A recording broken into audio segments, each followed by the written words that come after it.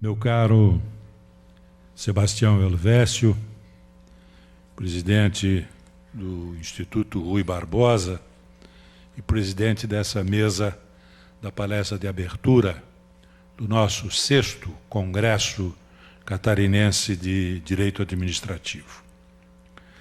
Eu gostaria de saudar pessoalmente todos os meus queridos amigos que aqui estão, especialmente aqueles investidos de autoridade ou de representação comunitária. E por isso peço licença para saudá-los a todos, na pessoa do presidente Júlio Garcia, do nosso Tribunal de Contas, cuja disposição de fazer acontecer este congresso foi a mais importante para que Joel de Menezes Niebuhr o tornasse realidade. Eu quero saudar o presidente do Poder Judiciário, do Tribunal de Justiça, meu querido amigo Nelson Schaeffer Martins, o representante do Ministério Público, do Procurador-Geral e ex-Procurador-Geral de Justiça, José Galvani Alberton. Meus queridos colegas antigos da Assembleia e do Tribunal de Contas, conselheiros, ex-presidentes da Casa, conselheiros Wilson Rogério Vandal e Herbst. Senhoras e senhores, os meus amigos têm sido de uma generosidade ímpar, especialmente nos últimos dias. No Congresso da Magistratura Catarinense, na sessão solene de abertura, o meu querido amigo Nelson Schaeffer Martins, exageradamente, me culminou com uma série de elogios e de adjetivos que decididamente são fruto exclusivamente da sua generosidade. Eu quero uma vez mais agradecer as suas palavras imerecidas, mas generosas. E como se isso não bastasse, aqui na abertura desse nosso 6º Congresso Catarinense de Direito Administrativo, nosso queridíssimo presidente, meu querido amigo Joel de Menezes Niebuhr, me culmina com a consideração da minha juventude, o que também é uma colocação extremamente distante da realidade, mas que faz a gente se sentir bem, né? Tenho sentido muito isso. Não, está velho na idade, mas é jovem de espírito. Eu tento dizer isso aos médicos que me assistem, né, quando eles dizem, não, o seu estado é compatível com a idade.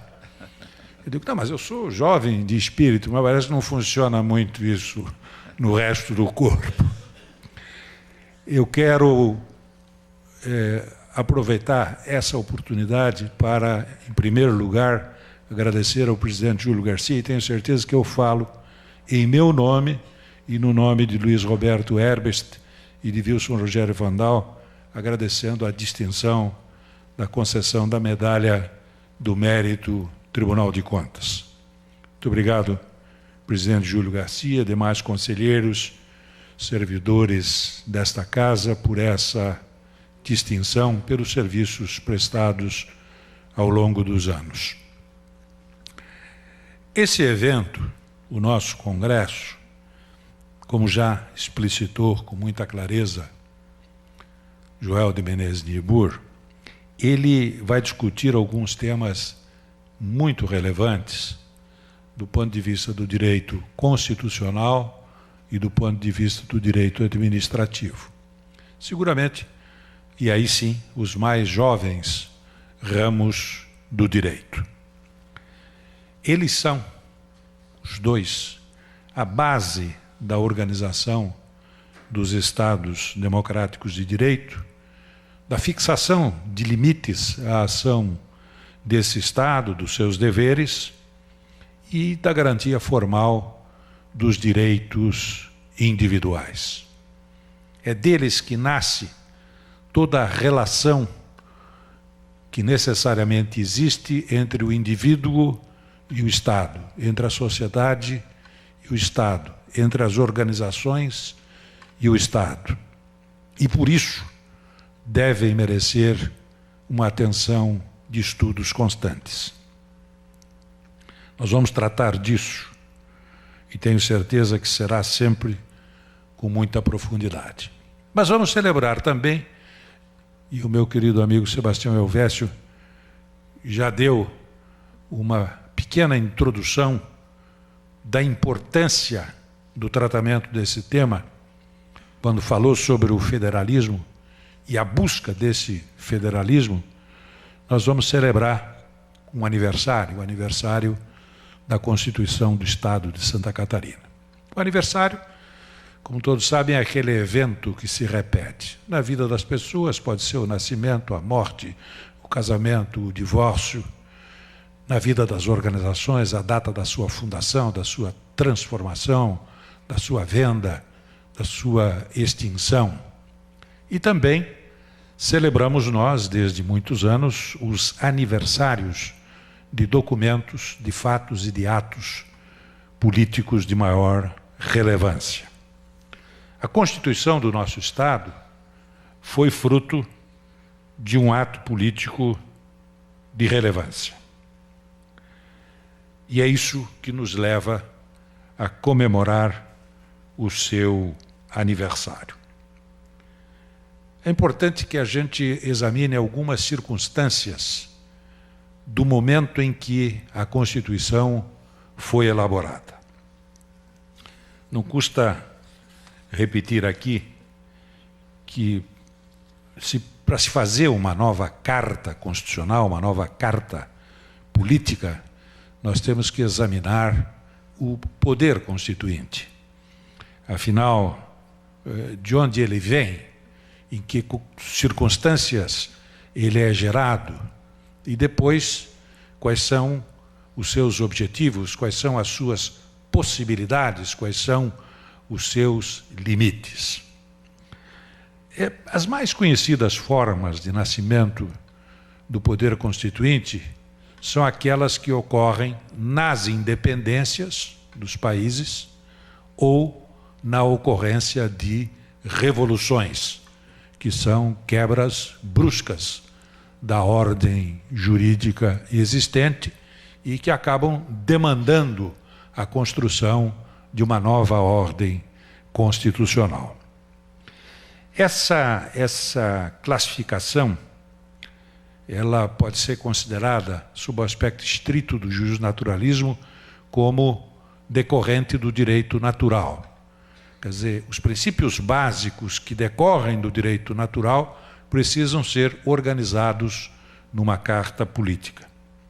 Mas podemos olhar também do aspecto puramente jurídico para considerarmos que, no fundo, trata-se de um ato de força que impõe aos cidadãos, ainda que com legitimidade, mas impõe normas de comportamento, normas de tratamento da vida em comunidade, da vida democrática em comunidade. Eu quero dizer com isso que ou de independência ou de revolução necessariamente não nascem constituições inteiramente democráticas. É possível até que uma independência produza um documento altamente discriminatório entre pessoas, por etnias, entre regiões, por situações sociais. É possível que de uma revolução também brote uma Constituição que seja democrática, que procure estabelecer a conciliação nacional, uma vez que, se estamos falando de revolução, estamos falando de alguém lutando contra alguém, de uma divisão. Mas é possível que dessa divisão nasça a busca de alguma coisa importante, como ocorreu no passado, no primeiro momento, depois com alguns percalços e finalmente ao encontrar o seu caminho com a Revolução Francesa, que foi um golpe contra a ordem jurídica vigente, foi uma revolução, mas dela não brotou exclusivamente uma perseguição aos adeptos do velho regime. Dela brotaram princípios gerais, sobretudo de reconhecimento dos direitos e garantias individuais, que estão presentes até hoje na construção das cartas constitucionais dos Estados democráticos de direito. Muito bem, dessa condição originária, e há outras formas, dessa condição originária é que os parlamentos ou governos se legitimam para fazer operar o poder reformador ou poder constituinte, que é na sua origem, não é, denominado de originário. Mas dessa origem sobram outros aspectos, que são o poder reformador, o poder derivado, que envolve as emendas, o poder de revisão. Ainda desta mesma situação, nasce do poder derivado, que é o poder de emenda, o chamado poder decorrente.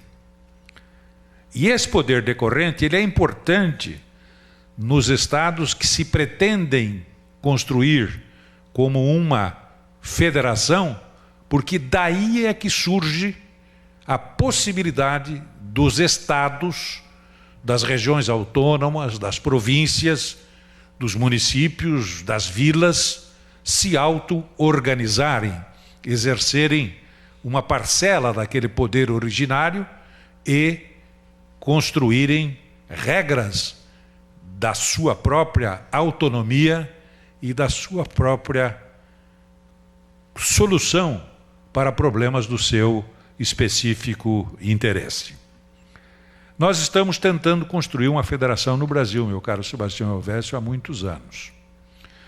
Temos um pecado original muito sério, do qual não conseguimos nos livrar, e em que pese a excelência da Constituição de 1988 e das constituições estaduais, nós não quebramos esse pecado original que vem da nossa independência.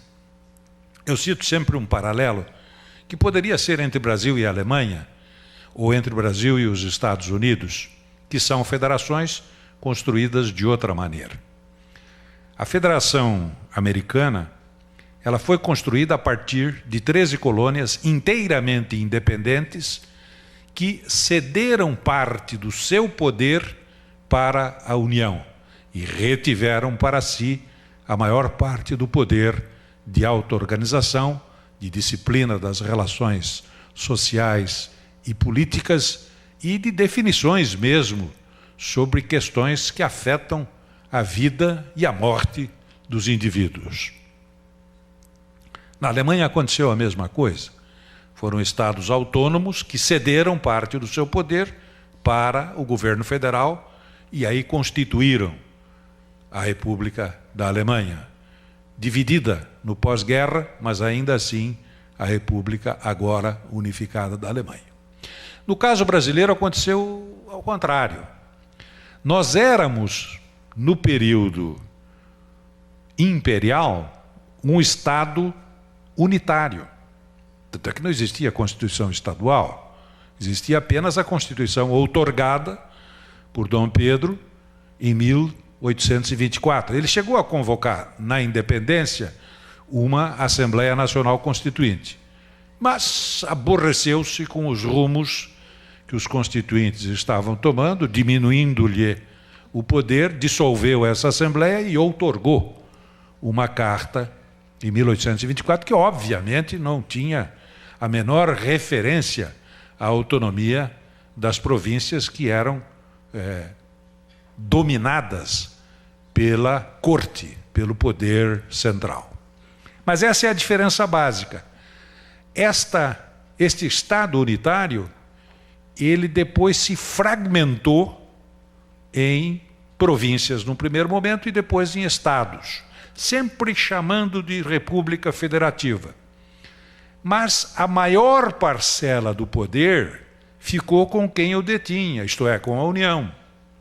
E uma pequena parcela desse poder é que foi transferida pelo poder constituinte decorrente aos estados e uma pequeníssima parcela aos municípios.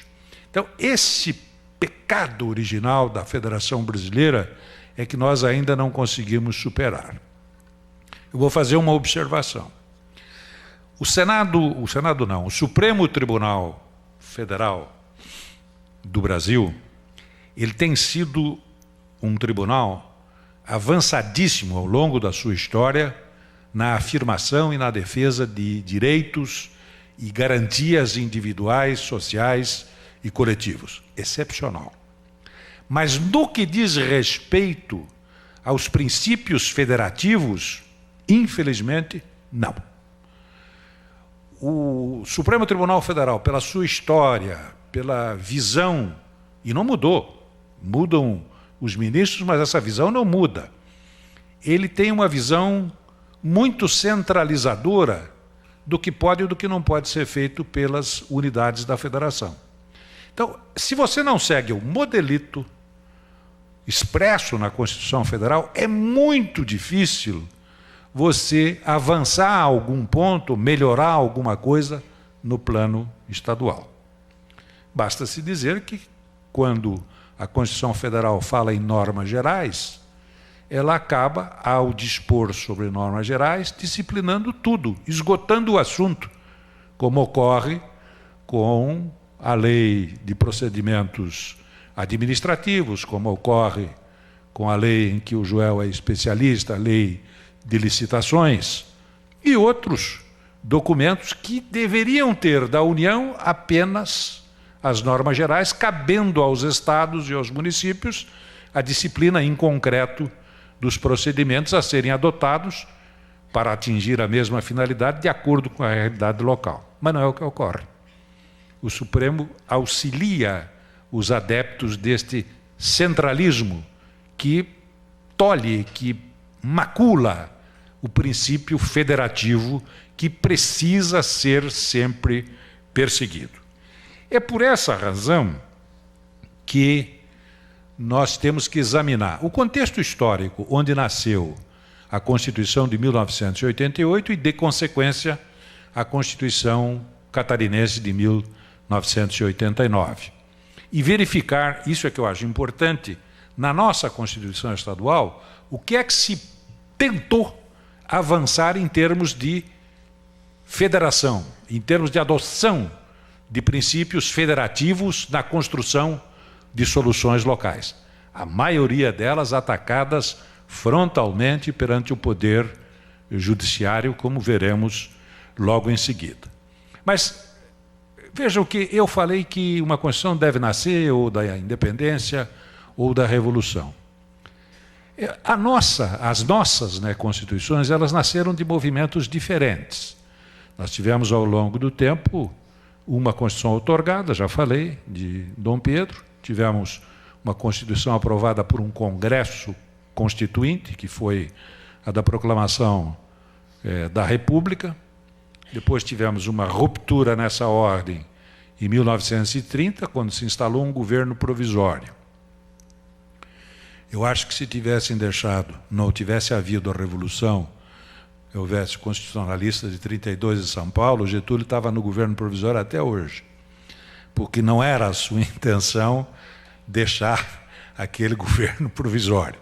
Mas, diante do clamor dos estados, acabou convocando uma Assembleia para fazer uma Constituição, e aí foi uma Assembleia Constituinte de 34, que apresentou algumas ideias interessantes, representação classista, incorporou o voto da mulher, incorporou o voto secreto, reconheceu a existência da justiça eleitoral que tinha sido criada 2 anos antes, enfim, coisas importantes, mas não tão importantes a ponto de Getúlio deixar aquela chegasse à maturidade. Já 3 anos depois, ele dá o golpe do Estado Novo e outorga uma nova Constituição. Ela dura até 46, onde aí sim, novamente, vamos tratar de uma Assembleia Nacional Constituinte.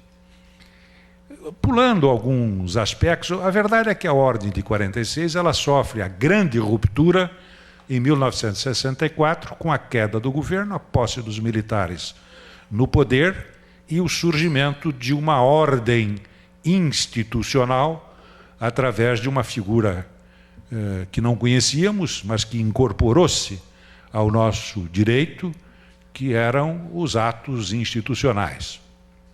O período militar provocou o surgimento de nada mais, nada menos, embora o AI-5 seja o mais famoso, 17 atos institucionais e mais de uma centena de atos complementares. Mas mantinha aspectos da Constituição de 46. Em 67, no primeiro governo militar, Marechal Castelo Branco tentou uma constitucionalização daquele momento histórico através da remessa de um projeto de Constituição e mediante um ato complementar, dando poderes constituintes ao Congresso já instalado, Câmara e Senado, com a Constituição de 67, que também durou até 69, muito pouco. Ela não tinha, como disse o seu relator geral, o ex-governador de Santa Catarina, Antônio Carlos Conde Reis, ela não tinha nem defensores e nem opositores destinados a aperfeiçoar o documento. Dizia ele, ela era criticada ou por excesso ou por carências. Não tinha defensores. Deu no que tinha que dar com a famosa emenda constitucional de 1969, a emenda número 1, que na realidade refez toda a Constituição de 1967 e muitos doutrinadores consideram até como uma nova Constituição. Convivemos daí em diante com os atos institucionais, o poder militar e a emenda constitucional que subtraía do exame do Poder Judiciário todos os atos praticados com base em atos institucionais ou em atos complementares. E o que é que aconteceu aqui no Estado durante isso tudo? Evidente que o Estado aqui também fez uma Constituição em 1935, o Estado aqui também adaptou, não adaptou nada, porque na 37 não havia hipótese de Constituição estadual. Os estados tinham que se conformar com aquele texto e poderiam ter, isso só surgiu em 45, aqui em Santa Catarina, já às vésperas do término do Estado Novo de Vargas, quando o interventor Nereu Ramos faz nascer a Constituição de 1945, outorga a Constituição, que também durou pouco. Em 46 surge a Constituinte Nacional, com a queda de Vargas, e logo em seguida, aqui em 47, a Constituinte do Estado de Santa Catarina, que também teve uma adaptação em 1967, teve uma adaptação em 1970 com a emenda constitucional número 1 de 69, aliás, desnecessária, porque o artigo 200 da emenda constitucional número 1, ele já dizia que ficava automaticamente incorporado, ou ficavam incorporados ao direito constitucional legislado dos Estados todas as alterações, regras e princípios da Constituição Federal. O que significava que a margem, que já sempre foi pequena para o poder constituinte decorrente, era nenhuma nessa circunstância. Fomos atravessando esse período com um processo de insatisfação crescendo na sociedade em geral, nos partidos de oposição e no seio dos próprios partidos de governo. Clamava-se por uma nova Constituição, e já não mais por uma Constituição que viesse consolidar o construído juridicamente pelo regime militar. Ao contrário, que viesse banir do universo jurídico as questões tratadas com base nos atos institucionais e atos discricionários do Poder Executivo. Isto passou por um processo crescente e que foi atravessando um caminho, um longo caminho, trilhado primeiro com a abolição da censura prévia na imprensa. Eu acho que esse foi o grande passo para o início do processo de abertura política. Depois, com a aprovação da lei de anistia, com o regresso dos exilados, com a extinção, a declaração, ainda que preservando os seus efeitos, dos atos institucionais. A atitude política de abertura política, aquela que Geisel chamava de lenta, segura e gradual. A abolição das eleições indiretas para os cargos de prefeitos das capitais e instâncias hidrominerais. Também foi um passo importante na direção desta busca de clima e condições para uma nova Constituinte federal. Mas a convocação é que é curiosa, porque nós falamos aí que ou ela nasce da independência, ou nasce da Revolução, ou nasce, enfim, de um outro ato qualquer. A nossa Constituição, ainda que tenhamos a Constituinte como livre, soberana e autônoma, nasceu de uma emenda constitucional. O presidente da República mandou ao Congresso Nacional uma emenda convocando a Assembleia Nacional Constituinte, que redundou na Constituição de 67, com a redação de 69, na emenda constitucional número 26. Ela dizia, vale a pena relembrar, os membros da Câmara dos Deputados e do Senado Federal reunir-se-ão unicameralmente em Assembleia Nacional Constituinte, livre e soberana, no dia 1º de fevereiro de 1987, na sede do Congresso Nacional. O presidente do Supremo Tribunal Federal instalará a Assembleia Nacional Constituinte e dirigirá a de eleição do seu presidente. A Constituição será promulgada depois da aprovação do seu texto, em 2 turnos de discussão e votação, pela maioria absoluta dos seus membros. Houve uma grande discussão, que os mais antigos lembram, sobre a falta de pureza dessa Constituinte, convocada por emenda. Ainda remanesciam senadores eleitos, não necessariamente para ser constituinte, os senadores chamados biônicos, porque eleitos indiretamente.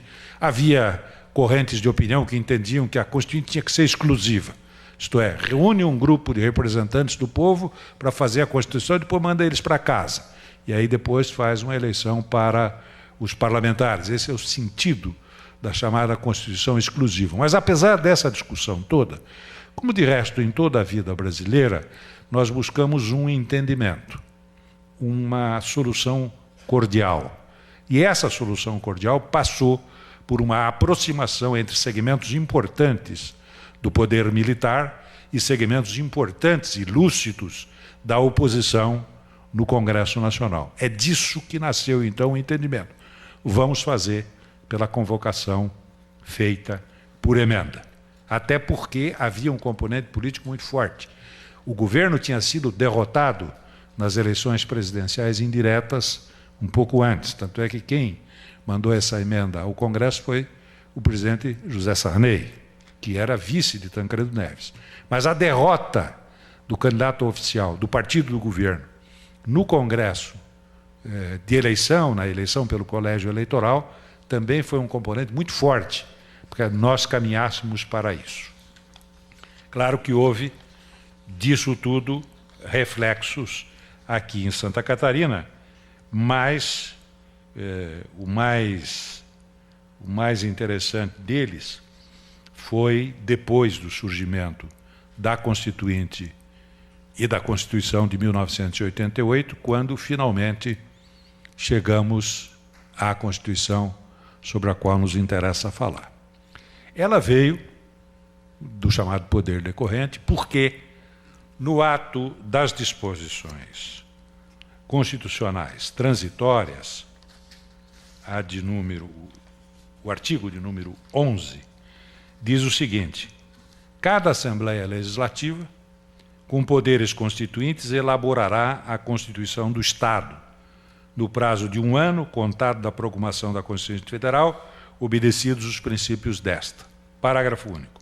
Promulgada a Constituição do Estado, caberá à Câmara Municipal, no prazo de 6 meses, votar a lei orgânica respectiva em 2 turnos de discussão, respeitado o disposto na Constituição Federal e na Constituição Estadual. Então, aí nós já vemos que aquele livre e soberana que vale ou valeu para a Constituição Federal não vale para a Constituição Estadual. Ela já está condicionada pelos limites, prazos, condições da Constituição Federal. Essa é a grande limitação que ocorre. É um poder que não é, o poder decorrente não é ilimitado. Nós aqui não fomos para a Constituinte de 89 com as bancadas eleitas em 1986, e aqui dos ex-parlamentares, 2 foram constituintes estaduais, os conselheiros, hoje conselheiros, Wilson Rogério Vandal e o presidente Júlio Garcia. O conselheiro Luiz Roberto Herbst, acho que chegou 1 ano depois. Não chegou a ser constituinte estadual, mas esses nós fomos companheiros de elaboração constitucional. Não era uma novidade, porque Santa Catarina já tinha tido uma Constituição em 91, e aí a história constitucional catarinense é curiosíssima, né? Aí nós tivemos uma em 1891, outra em 1892, outra em 1895, outra em 1910, outra em 1928, outra em 1935, essa coincidindo, a de 45, também esdrúxula, a de 47 conseguindo, 67, 70 e 89 finalmente. Essas todas iniciais, na realidade, como reconhecem Adolfo Konder e Gustavo Richard, que as propuseram ao Parlamento, Gustavo Richard em 1910, Adolfo Konder em 1928, foram grandes reformas constitucionais. Mas já vem daí a mania brasileira de sempre que tem que resolver um problema, precisa reformar a Constituição. Com essa Constituição não dá. Não dava com a de 69 e não dá com a de 89. Todo mundo, agora querem fazer uma reforma política, precisa reformar a Constituição. Ah, meu Deus do céu! A proliferação de partido político não está prevista na Constituição, ela está na lei orgânica dos partidos políticos. O financiamento de campanha eleitoral não está na Constituição, está na lei dos partidos políticos. O uso do espaço de propaganda no rádio e na televisão não está na Constituição, está na lei dos partidos políticos. Mas por que precisa reformar a Constituição? Porque aí é mais difícil de reformar, né? Mais complicado. Então, fica-se com essa discussão muito brasileira, né? Precisa reformar a Constituição. Você vê que é história antiga. Muito bem. Chegamos à Constituinte de 89. Os deputados que a compuseram aqui no Estado foram eleitos em 86, foram 40 deputados. Pela minha contabilidade, 20 pelo Partido do Movimento Democrático Brasileiro, 11 pelo Partido Democrata Social, 6 pelo Partido da Frente Liberal, 1 pelo PDT, 1 pelo Partido Democrata Cristão e 1 pelo Partido dos Trabalhadores, o PT. Evidente que essa composição variou um pouco logo em seguida com as mudanças e acomodações partidárias. Mas na Assembleia Legislativa, e tomaram posse no início de 87 e, por via de consequência, elegeram a mesa diretora. E aí vai começar a primeira grande confusão na Assembleia Estadual Constituinte. E grande confusão, conselheiro Júlio e conselheiro Vandal estão bem lembrados. A Assembleia dividiu-se.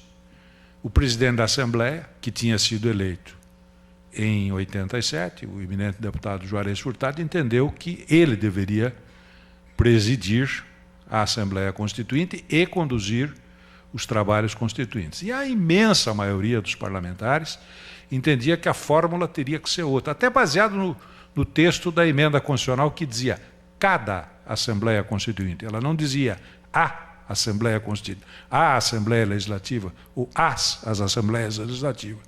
Com base nesse princípio, entendiam que teria que haver uma Assembleia Constituinte autônoma e que tivesse a sua própria mesa diretora para dirigir os trabalhos. E isto foi uma discussão enorme, extremamente acirrada, que acabou até com um apelo à intervenção do Poder Judiciário, que acabou se decidindo por entender que era uma questão a ser resolvida internamente pela Assembleia, até porque reunida com poderes constituintes. Mas, ao final de muita discussão, acabou às 9 horas da manhã do dia 12 de outubro de 89, de 89, reuniram-se os parlamentares para a instalação, a data não está certa, não, foi no início do ano, os parlamentares para a instalação da Assembleia Estadual Constituinte, ainda com a polêmica em andamento. Esse ato foi presidido inicialmente pelo deputado mais idoso, o deputado Estélio Boabaide, que convocou como secretário ad hoc o deputado Pedro Bittencourt Neto. E essa mesa foi composta também dos líderes partidários, Otávio Justo dos Santos, do PDS, César Souza, do PFL, Francisco Mastella, PDC, Nodi Pellicete, PDT, Luci Schoenack, PT e Aloysio Piazza, sem partido. Nesse momento, o deputado Ivan Rasolin apresentou na tribuna um ato de decisão, fixando condições, estrutura, prazos, regras processuais para o funcionamento da Assembleia Constituinte chamada autônoma. Autônoma em relação à mesa eleita no início da sessão legislativa ou da legislatura. Esse documento foi aprovado e ele já havia sido discutido, a bem da verdade, com as lideranças partidárias e parlamentares que desejaram participar. Passa-se o dia em discussões, a Assembleia Legislativa tem isso, na Constituinte não foi diferente, né? Começa-se a sessão e a eleição só ocorre muito mais tarde. É um dia inteiro de intensas conversações. O conselheiro, hoje conselheiro Júlio Garcia, como presidente da Assembleia Legislativa, amenizou muito essas extensas discussões e resolveu muito rapidamente as duas eleições em que foi vitorioso, inclusive com voto aberto, coisa que naqueles tempos não se pensava, o voto era secreto. Mas, enfim, ao final do dia é eleito presidente Aloysio Piazza, vice-presidente Estélio Boabaide, primeiro secretário João Romário, segundo secretário, aqui presente, Wilson Rogério Vandal, e terceiro secretário João Gaspar da Rosa. Foi escolhido nessa oportunidade o relator-geral, deputado Paulo Afonso Evangelista Vieira, e relator do regimento interno, o deputado Francisco Mastella. O deputado Paulo Afonso acabou não sendo o relator-geral, porque um pouco mais tarde foi convocado para integrar o governo do Estado como secretário de Estado da Fazenda, e a Assembleia escolheu um outro relator-geral, escolha que recaiu sob a pessoa do deputado Neusildo Fernandes, e que convocou alguns, e a Assembleia também escolheu alguns parlamentares que veremos em seguida como relatores adjuntos. Esse ato decisório, ele estabeleceu a escolha do que se chamou de comissões temáticas. Por que isso? Porque não havia um projeto de Constituição. Houve momentos em que as constituintes começavam a trabalhar a partir de um projeto, de um anteprojeto. Essa Constituinte, como foi a federal, não começou de projeto. Na federal ainda havia, da Comissão Afonso Arinos, uma proposta de projeto. Não era um projeto formal. A Sarney não enviou um projeto, ele convocou e convocou um grupo de estudiosos, de pessoas notáveis na área do direito para produzirem um anteprojeto de Constituição.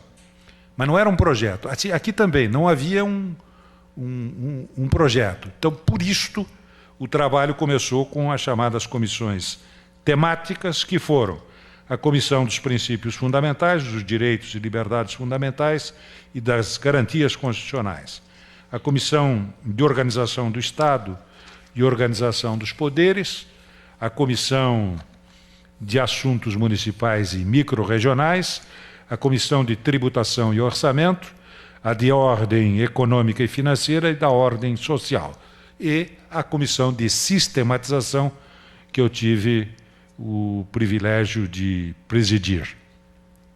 Foi a única comissão da Assembleia Legislativa que não tinha vice-presidente. Eu acho que fizeram isso de propósito. E eu gostei da ideia, né? Vice-presidente, às vezes, é muita perturbação, né? Esqueceram de eleger o vice-presidente, e eu achei ótima a ideia. E foi escolhido como relator geral tanto da Assembleia quanto da Comissão de Sistematização, o deputado Neuzildo Fernandes. E a Assembleia também escolheu, e ele acolheu, os relatores adjuntos, que foram os deputados Pedro Bittencourt Neto, Lírio Rosso, Joaquim Lemos e José Bel. Estas comissões temáticas, elas simbolizaram uma coisa muito importante, que foi a abertura para a sociedade intensa, distribuição de convites, cartas, formulários, programação de audiências públicas para todas as organizações que desejassem participar. Foi muito grande a quantidade de entidades que se fizeram ouvir e apresentaram propostas, emendas, sugestões. Primeiramente no âmbito das comissões temáticas e depois no âmbito da própria Comissão de Sistematização. Eu tenho repetido isso desde a promulgação. Todas foram discutidas e votadas. Não significa que todas foram aceitas. Mas quem quis falar teve a oportunidade de ser ouvido. Quem quis participar teve a oportunidade de participar. As reuniões regionais, né, deputados, aqui não ocorreram com muito, houve uma desinteligência com a mesa diretora. Na realidade foi feita uma em Lages e a outra eu não me lembro. Em mais um outro município, foram apenas duas das múltiplas reuniões que se pretendia realizar. O que não impediu que as lideranças viessem para as reuniões das comissões temáticas. Canoinhas, eu anotei aqui. A outra reunião que se realizou foi em Canoinhas também. E se realizaram com grande êxito essas reuniões. Verdade é que aqui participaram os grandes empresários, os pequenos empresários, microempresários, os agroempresários, os pequenos agricultores, os seus sindicatos, os movimentos de defesa de menores, de idosos, de mulheres, dos indígenas, de minorias, enfim. Foi um longo trabalho que produziu nada menos que 1.487 emendas para um texto que acabaria com 146 dispositivos. Então dá para se ter uma ideia do volume que foi. Dessas aí, 82 foram oriundas de câmaras de vereadores e 22 que obedeceram às regras da Constituinte foram chamadas emendas populares. Vencida a etapa da comissão ou das comissões temáticas, esse trabalho todo em bruto foi entregue ao relator geral, que fez uma primeira arrumação e devolveu às comissões temáticas, pedindo que houvesse um início de sistematização, porque era um material bruto. Neuzildo Fernandes apelidou de Frankenstein, porque realmente você olhava e era assustador aquele documento inicial, porque não tinha começo, nem meio, nem fim. Era uma junção de tudo que havia. Esse foi o primeiro projeto. As comissões temáticas trabalharam, voltou ao relator, a comissão de sistematização começou então a operar e aí foi dando forma a essas propostas e emendas e surgiu o chamado segundo projeto, também distribuído a todos os parlamentares, para finalmente voltar ao âmbito, e houve emendas nas comissões da Assembleia. Em plenário, surge então o terceiro projeto e ainda o projeto final, a redação final, depois de vencida a votação em plenário. Então, esse processo, ele foi amplamente democrático. Tanto é que era possível as entidades obterem a remessa da temática imediatamente para a comissão de sistematização, mediante a assinatura de 21 deputados dos 40 deputados. Temas em que não havia necessidade de maior discussão, ou que a pressão pela aprovação era muito forte, porque também havia uma pressão muito forte. Havia pressões incríveis de determinados segmentos que desejavam, né? Havia muita coisa que era o que tinha sido perdido na Constituição Federal, queria, de alguma maneira, fazer constar na Constituição Estadual, o que levou os deputados ao exercício de uma grande resistência. Também não podíamos montar um monstrengo, tinha que ser um documento compatível com a melhor técnica de elaboração constitucional e atendendo da melhor maneira possível às aspirações levantadas assim. Eu acho, Sebastião Rivera, que o mais importante de todo esse trabalho não foram... Houve a audiência de especialistas em diversas áreas, inclusive comissões de servidores do mais alto gabarito, do Tribunal de Justiça, o desembargador Paulo Galotti, da Ordem dos Advogados do Brasil, depois desembargador Silveira Lenzi, representantes do Ministério Público, das universidades, enfim, houve um assessoramento muito importante para a construção desse documento. Mas o mais importante não foi essa parte constitucional e jurídica, foi a discussão política. Porque, naquele período, a realidade catarinense foi inteiramente esmiuçada, nos seus mais profundos recônditos, em busca de conhecer essa realidade e ver que soluções podiam ser encaminhadas através do texto constitucional. E, sobretudo, de uma defesa muito forte do princípio federativo, da afirmação do princípio federativo. As decisões de plenário, elas foram conduzidas pelo presidente Aloysio Piazza, e o procedimento, isso é mais uma curiosidade histórica, era o seguinte: ele anunciava a emenda ou o dispositivo e antes da deliberação e passava a palavra ao relator geral, deputado Neusildo Fernandes, que dava o seu parecer. Abria-se a discussão, contra, a favor, enfim, as mais variadas discussão. Depois de vencida essa discussão, a palavra era dada ao presidente da comissão de sistematização, no caso, o palestrante de vocês, e eu falei em todas as emendas e em todos os dispositivos ao final das discussões. Normalmente, procurando encaminhar a discussão para a solução do ponto de vista técnica, legislativa e do ponto de vista jurídico, a mais adequada. É evidentemente que eu não fui vitorioso em todas, né? Perdi algumas fantásticas. Eu me lembro de uma inconstitucionalidade flagrante, mas que tinha uma pressão terrível para ser aprovada, e a matéria não foi muito discutida, foi lida, aí me tocou falar, e eu iniciei a minha fala para chamar a atenção dos deputados. Metade tinha se ausentado do plenário. Chamar a atenção do plenário, eu disse assim: olha, eu gostaria de dizer à senhora, que era uma única deputada, e aos senhores, que está passando um trem pelo meio do plenário e está apitando.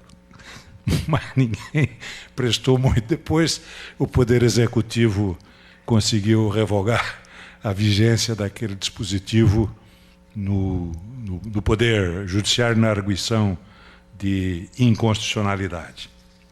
Mas eu gostaria, antes de chamar a atenção para alguns pontos, dizer que o que eu disse no discurso da sessão de promulgação se repete. Foi uma oportunidade única para a participação popular intensa e extensa e de discussão da realidade catarinense. Nem tudo que se queria foi atendido. Eu chamo a atenção também para a obstinação com que alguns pontos foram defendidos e que coube aos parlamentares, eu já falei isso, em nome do bem comum, resistir.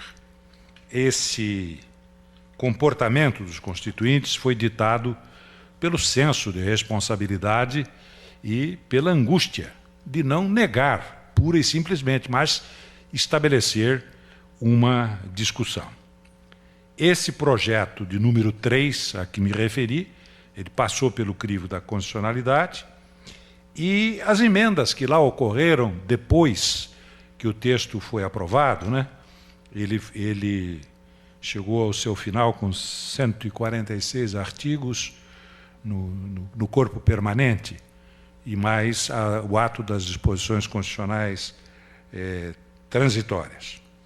Apesar dos limites, né, nós tivemos emendas modificativas, emendas supressivas, emendas aditivas, emendas revisoras. Das emendas que vinham muito defendidas, a verdade é que a maioria pretendia aumentar os encargos do Estado. Outras, incluir as vinculações na aplicação de recursos orçamentários. Outras, estabelecer limites mínimos e máximos de recursos em determinadas áreas, tanto por cento do orçamento para a agricultura, tanto por cento para esse nível de ensino, tanto por cento para a saúde, enfim, não sobrava nada para se estabelecer uma discussão após a implantação dessas vinculações. E havia as emendas que pretendiam diminuir as receitas e fixar variadas isenções em áreas estratégicas, né? E, apesar da Constituição Federal ter estabelecido limites às isenções, mas, como estávamos numa Constituinte estadual, houve muita pressão. E é por isso que muitos dispositivos acabaram sendo atacados judicialmente. Eles feriam regras e princípios de competência da União ou princípios dessa mesma Carta Federal. A maioria dos dispositivos atacados é do ato das disposições constitucionais e transitórias, né, que seguiu o modelo federal, o nosso aqui com 46 artigos. Ainda assim, eu gostaria de dizer que tentaram os constituintes o fortalecimento da federação, aprovando regras não previstas para situações iguais ou assemelhadas tratadas na Constituição Federal. Eu vou citar apenas alguns exemplos, até porque já me adiantei na hora, e em breve estarei falando sozinho, então eu quero evitar que isso ocorra. No campo do controle e da fiscalização, o Constituinte estabeleceu competência da Assembleia para resolver definitivamente sobre acordos ou atos interestaduais que acarretassem encargos ou compromissos gravosos ao patrimônio estadual. Estabeleceu prazo reduzido para que o governador se ausente do país ou do Estado sem autorização legislativa. Autorização para a Assembleia Legislativa por 2/3 dos seus membros para a instauração de processo contra o governador, o vice e secretário de Estado. Para processar e julgar o governador nos crimes de responsabilidade, podendo decidir desde logo pelo seu afastamento. Prioridade do Parlamento para a escolha de ocupantes dos cargos de conselheiro do Tribunal de Contas. Isso foi muito importante, mas é outra que caiu por medida judicial. Celebração de ajustes em geral com outros estados ad referendum da Assembleia Legislativa. Isso caiu. Não existe mais. Quer dizer, o Estado faz o ajuste que quiser, mas não é obrigado a submeter ao Parlamento. Ele só submete quando precisa de autorização legislativa prévia, mas a posteriori não precisa. No processo legislativo, né, o artigo 51 da Carta Estadual estabeleceu limites e condições mais severas para a edição e reedição de medidas provisórias. A nossa Constituição é mais severa do que a Constituição Federal. Isso, quando se discutia ainda se poderia ou não os estados, os governadores, emitir medidas provisórias, até que decisão judicial disse que sim, mas mesmo assim estabelecemos restrições. Estabelecemos, na área do controle, um prazo para julgamento das contas governamentais ou municipais pelo Tribunal de Contas. E dávamos até poder à Câmara de Vereadores para julgar, independentemente do parecer do tribunal, se esse não o emitisse dentro do prazo. Isso foi atacado constitucionalmente. Meu caro presidente Nelson Chefe Martins, odeio ter que dizer isso, mas esse dispositivo foi incluído na Constituição do Estado e houve a notícia de que tinha havido uma ADIM impetrada pelo Procurador-Geral do Estado, naturalmente inspirado pelo próprio Tribunal de Contas. Eu, depois da Constituinte, eu vim para o Tribunal de Contas, já estava aqui há alguns anos, 12 anos depois da impetração dessa medida, eu recebi uma carta do presidente do Supremo Tribunal Federal dando-me o prazo de 5 dias para prestar as informações. Quer dizer, a demora foi concedida a liminar, eu reconheço, foi suspensa por medida liminar, mas houve uma demora fantástica. E aí, finalmente, a Assembleia, que acabou adotando isso em outras situações, a Assembleia posterior, acabou aprovando a seguinte medida, é diferente da Nacional também, fixou o prazo, mas eliminou a parte que dava poderes à Câmara de Vereadores para julgar independentemente do parecer do Tribunal de Contas. Foi um caminho bom, porque a fixação do prazo em si já foi altamente positiva. Também em relação ao Tribunal de Contas, a obrigatoriedade do Tribunal de Contas responder a consultas que lhe sejam formuladas em tese sobre matéria da sua competência.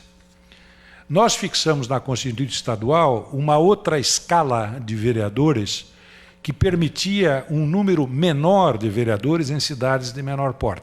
Não menor do que 9, porque esse tinha sido fixado pela Constituição Federal e entrou em discussão na revisão relatada pelo ministro, pelo então deputado, depois ministro Nelson Jobim, que ameaçou reduzir para 5 e foi praticamente linchado por essa tentativa pelos edis brasileiros e permanecemos com os 9. Mas os intervalos eram menores. Então não tínhamos aquele exagero de um município pequenininho com 9 e um outro muito maior com 10.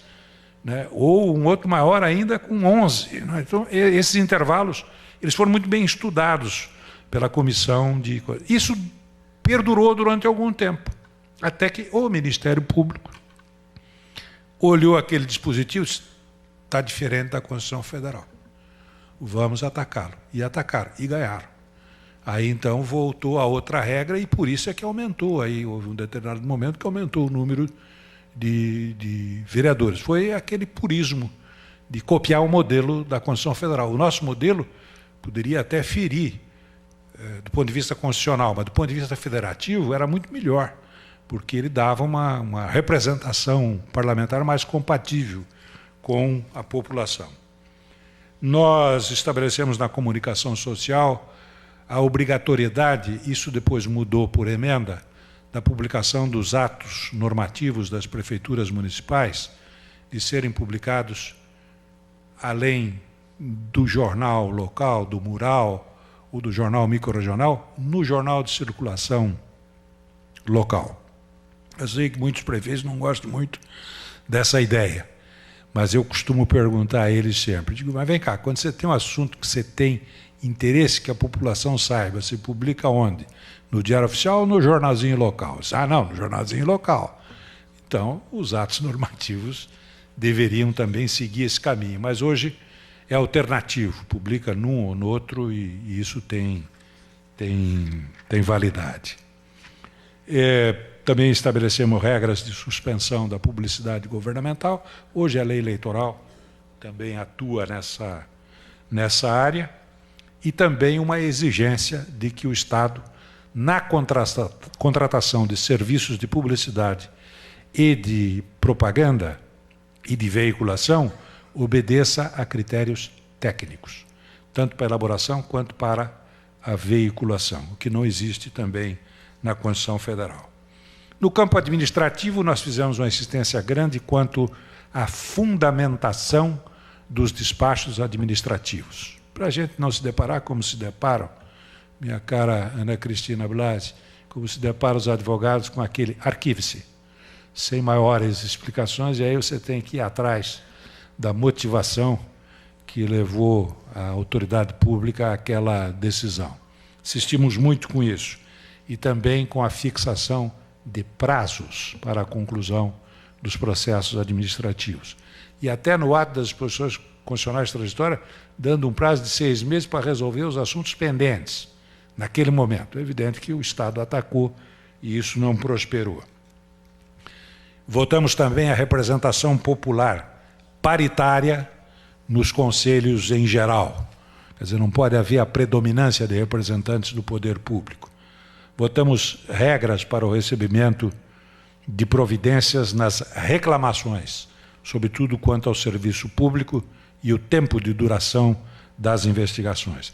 Citamos naquela carta constitucional, meus caros Júlio Garcia, Wilson, Rogério Vandal, a imperiosidade da descentralização administrativa, que hoje todo mundo imagina que foi inventada pelo nosso ex-governador Luiz Henrique da Silveira, que tem o mérito de ter insistido na tese, mas a Constituição que nós elaboramos já previa essa obrigatoriedade do poder público buscar. Na educação e da cultura, nós fizemos algumas coisas diferentes da federal, como o apoio técnico e financeiro às entidades culturais, como o reconhecimento das escolas comunitárias, citando nominalmente a SENEC, a circulação e vinculação de recursos para apoio técnico às fundações municipais, é o artigo 170, sempre muito discutido, a autonomia e criação da Fundação UDESC, o reconhecimento da sua autonomia e a obrigatoriedade do repasse dos seus recursos em duodécimos. Sempre fica aquela pergunta, mas o que realmente foi importante disso tudo que acabou de nos ser relembrado nesta comemoração? Eu torno a dizer, eu acho que disso tudo o mais importante foi o fato de termos discutido muito a realidade catarinense.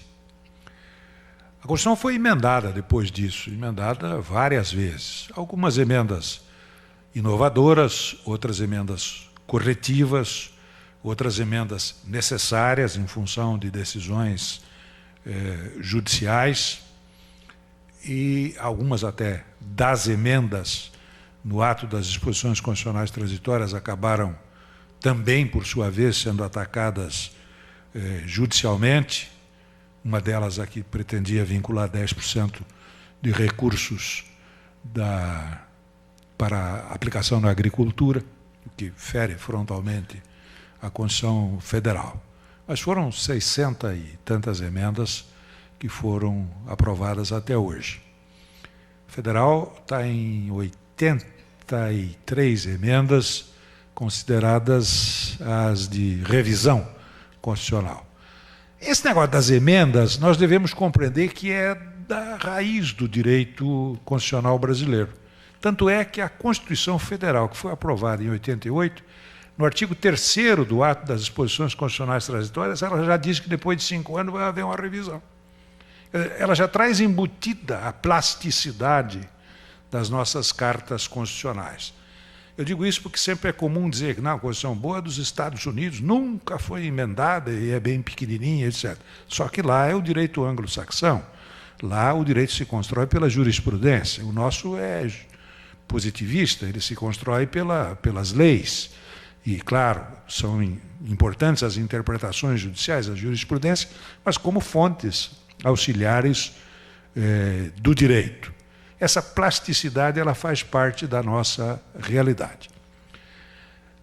Conselheiro Júlio Garcia e Wilson Vandal, foi ontem, mas passaram-se 25 anos daquela data memorável em que promulgamos a nova Constituição do Estado de Santa Catarina. Muito obrigado.